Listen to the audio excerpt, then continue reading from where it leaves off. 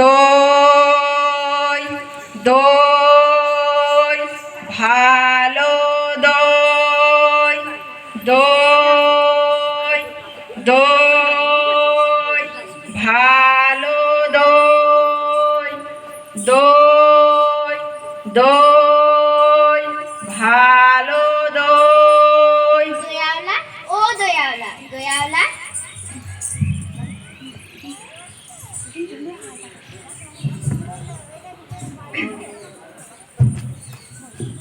ডাকছো কেন?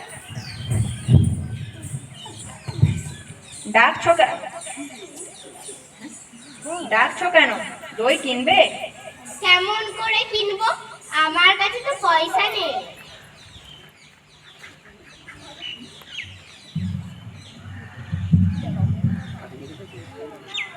কেমন ছেলে গো তুমি, কিনবে না তো শুধু শুধু আমার বেলা বইয়ে দাও কেন? জানো দয়াওলা, আমি যদি তোমার সঙ্গে যেতে পারতুম তো যেতুম। আমার সঙ্গে?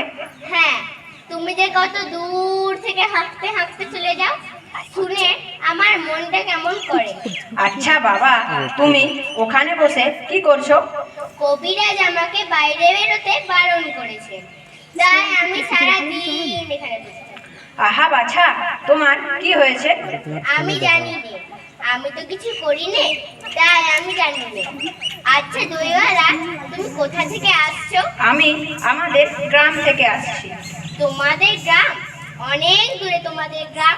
আমাদের গ্রাম সেই 5 মুড়ো পাহাড়ের নিচে শ্যামলী নদীর তীরে। পাঁচমুড়ো পাহাড়, শ্যামলী নদী, কি জানি, হয়তো কোনোদিন তোমাদের গ্রাম দেখেছি, তবে সে আমার মনে পড়ে না। তুমি দেখেছো? পাহাড় তলায় কোনোদিন গিয়েছো নাকি?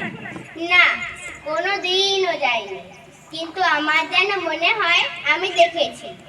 খুব পুরনো কালে বড় বড় গাছের তলায় তোমাদের সেই গ্রাম, একটি লাল রঙের রাস্তার ধারে। ঠিক বলেছো বাবা।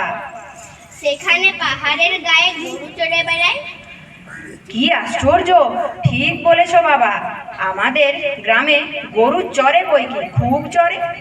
সেখানে মেয়েরা মাথায় করে নদী থেকে জল তুলে নিয়ে যায়, তাদের পরনে লাল শাড়ি। বাহ, ঠিক কথা, একেবারে ঠিক কথা। আমাদের গয়লাপাড়ার গ্রামের মেয়েরা সবাই নদী থেকে জল তুলে নিয়ে যায়, কিন্তু তারা যে সবাই লাল শাড়ি পরে এমনটা নয়। কিন্তু আমার যেন মনে হয় তুমি কোনোদিন সেখানে বেড়াতে গিয়েছিলে। না, কোনো দিনও যাইনি, কিন্তু আমার যেন মনে হয় আমি দেখেছি। সেখানে আমি কোনো দিন যাইনি। কবিরাজ আমাকে যেদিন বাইরে বেরোতে বলবেন, সেদিন তুমি আমাকে তোমাদের গ্রামে বেড়াতে নিয়ে যাবে? যাবো বই কি বাবা, খুব নিয়ে যাব। তুমি আমাকে ওই রকম দই বেচতে শিখিয়ে দিও, ওই রকম বাঘ কাঁধে নিয়ে, ওই রকম দূরের রাস্তা দিয়ে। মরে যায় মরে যায়, তুমি কেন দই বেচতে যাবে বাবা? বড় বড় পুঁথি পড়ে তুমি পণ্ডিত হয়ে উঠবে।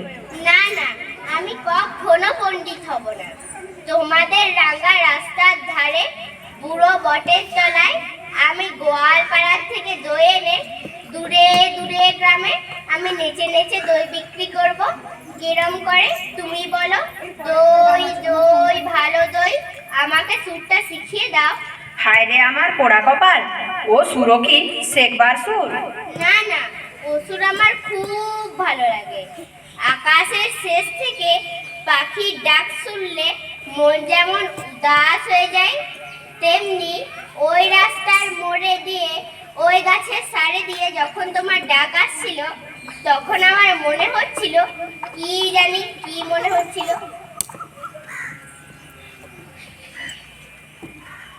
বাবা, এক ভাঁড় দই তুমি খাও। কিন্তু আমার যে পয়সা নেই।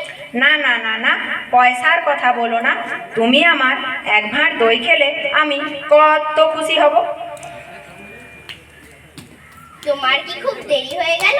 কিচ্ছু দেরি হয়নি বাবা, কিচ্ছু দেরি হয়নি, আমার কোনো লোকসানও হয়নি।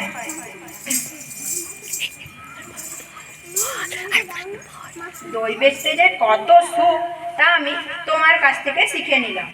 দই দই